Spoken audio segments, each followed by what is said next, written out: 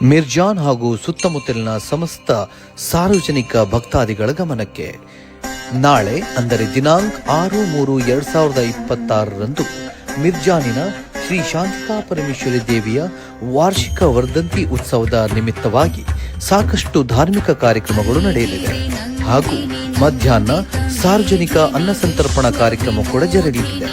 ಹಾಗಾಗಿ ಎಲ್ಲ ಸದ್ಭಕ್ತರು ಅತಿ ಹೆಚ್ಚಿನ ಸಂಖ್ಯೆಯಲ್ಲಿ ಆಗಮಿಸಿ ಪ್ರಸಾದವನ್ನು ಸ್ವೀಕರಿಸಿ ಶ್ರೀದೇವಿಯ ಕೃಪೆಗೆ ಪಾತ್ರರಾಗಬೇಕಾಗಿ ವಿನಂತಿ.